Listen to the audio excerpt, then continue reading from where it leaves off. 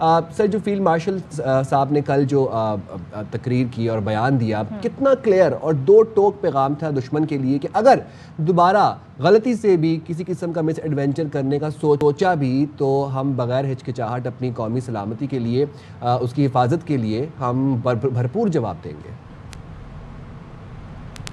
جی بسم اللہ الرحمن الرحیم. تھینک یو صدف اینڈ سائم. دیکھیں کل جو فیلڈ مارشل صاحب نے خطاب کیا نیشنل ڈیفنس یونیورسٹی میں، وہ تمام وہ آفیسرز تھے جو جنرل بننے کے لیے کوالیفائی کرتے ہیں، اس کے بعد فوراً بعد وہ کمانڈ اور اسٹاف کے اوپر جو اپوائنٹمنٹس کے اوپر جائیں گے.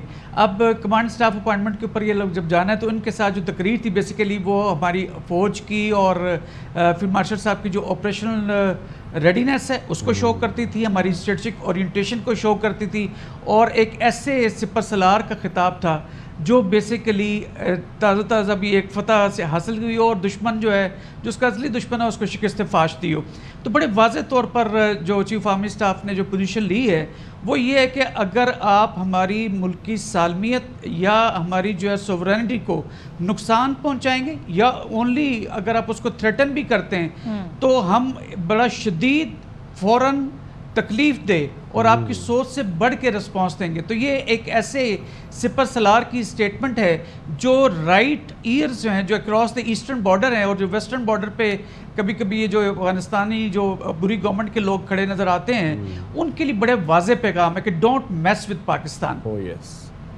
تو مناز صاحب وہ ایک مثال ہے نا کہ بے وقوف دوست سے دانا دشمن بہتر ہے، مگر ہمارا تو دشمن بھی دانا نہیں ہے. وہ تو یہاں پر یہ کہہ رہا ہے جی کہ پاکستان نہیں، اس کے پیچھے چائنا ہے. اصل بیٹل فیلڈ چائنا نے پاکستان کو بنایا ہوا تھا، ہضم نہیں ہو رہی ان سے ہماری کامیابی. سو یہ ظاہر ہے اب جب ہم وار کی بات کرتے ہیں، اسٹریٹجی کی بات کرتے ہیں، تو یہ کتنی غلط ان کی اپروچ ہے انڈر ایسٹیمیٹ کرنا پاکستان کی اس جیت کو اور پاکستان کی تمام تر جو ڈیفینس ہے ہمارا اس کو.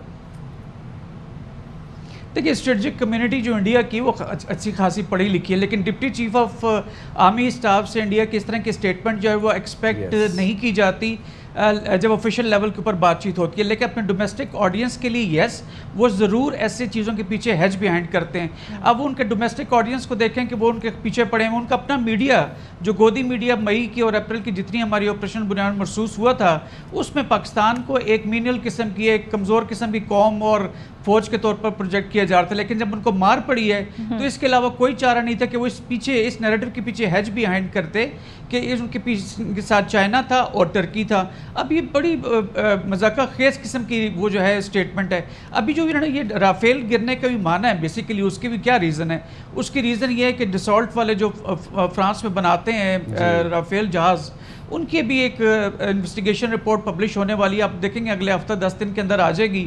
تو وہ اس میں جب بتائیں گے کہ یہاں پر ہمارے 3 رافیل گرے ہیں تو اس کی جو ہزیمت انٹرنیشنل اور ڈومیسٹک لیول پہ ہونی تھی تو اس سے بچنے کے لیے انہوں نے بیان جو ہے دیا ہے کہ ہم نے ہاں ٹھیک ہے ہمارے جہاز گرے ہیں.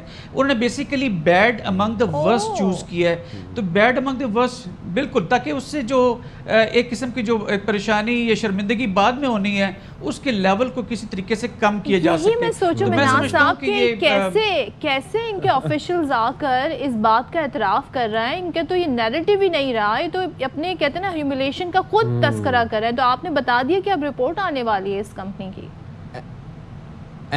جی بالکل. اور مزید یہ کہ اور مزید یہ کہ بھی آپ دیکھیں گے کہ اندر چند دنوں میں 100 سے زیادہ وہ اپنے ایسے فوجیوں کو جو ہے وہ اعزازات دے رہے ہیں جو آپریشن بنیاد مرسوس میں جو ہے مارے گئے تھے اور اس میں 7 پائلٹس بھی شامل ہیں. تو وہ ہمارے جو ایئر مارشل صاحب تھے انہوں نے کہا تھا 6-0.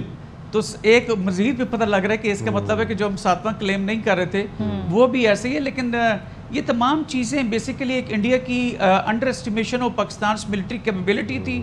ان کو اچھی طرح حالانکہ معلوم ہے کہ ہم ڈے 1 سے انڈیا کو پڑھتے ہیں کیونکہ ہمارا کوئی ایکسپینشنسٹ ڈیزائن نہیں ہے. ہم صرف اور صرف دفاع کے لیے اپنی تیاری کو ہم وقت تیار رکھتے ہیں اور ہم پڑھتے ہی انڈیا کو ہیں اور اب انڈیا میں انڈر اسٹیمیٹ کر گیا میرے خیال میں. اور احمد سعید منہاج صاحب اگر اب ہم سفارتی محاذ پر بھی دیکھ لیں تو آپ دیکھیں کہ نہ بھارت کا بیانیہ ایس سی او میں قبول ہوا، نہ ایف اے ٹی ایف نے کیا، نہ ابھی برکس نے کیا. اور اب ہم یہ دیکھ رہے ہیں کہ اتنا دباؤ کا شکار ہیں کہ اپنے جو فوجی ہیں ان کو اعزازات دے رہے ہیں. اور اب وہ پتہ نہیں کتنے فوجی ہیں جن کو اعزازات دے رہے ہیں. پہلے تو یہ کہہ رہے تھے کہ کوئی نقصان نہیں ہوا. کتنی بڑی کامیابی ہے پاکستان کی خاص طور پر سفارتی سطح پر. دیکھیے جو ایک مضبوط سفارتکاری ملٹری اور ڈپلومیٹک اور پولیٹیکل لیول کے اوپر آپریشن بنیان مرصوص کے فوراً بعد کی گئی، اس کے بڑے خاطر خواہ فوائد حاصل ہو رہے ہیں.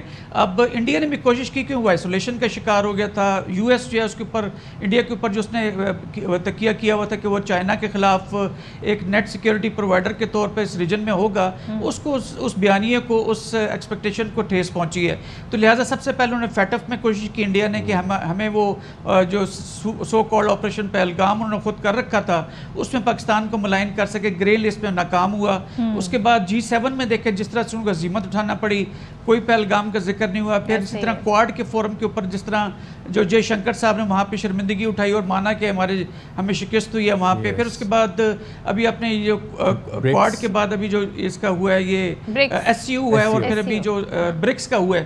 ان تمام کے اندر انڈیا کی واحد کوشش یہ تھی کہ پاکستان کا نام لے کر دہشت گردی میں اس کو ملائن کیا جائے. لیکن اب دنیا انڈیا کا یہ جو خود ساختہ بیانیہ ہے دہشت گردی کا اور پاکستان کے جو ڈوزیر دیے گئے اس کی روشنی ہم ماننے کو تیار نہیں ہیں. تو الحمدللہ ہماری سفارتکاری خاصی کامیاب رہی ہے. نمک چھڑکنے کا کام ڈونلڈ ٹرمپ کر دیتے ہیں. آج بھی انہوں نے ہی بیان دے دیا کہ میں نے سیز فائر کرایا، مجھے کوئی کریڈٹ نہیں دیتا انڈیا پاکستان میں.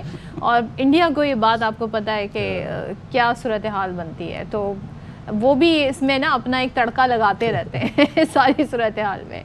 ٹھیک ہے، تھینک یو سو مچ مناز صاحب، بہت شکریہ آپ کا.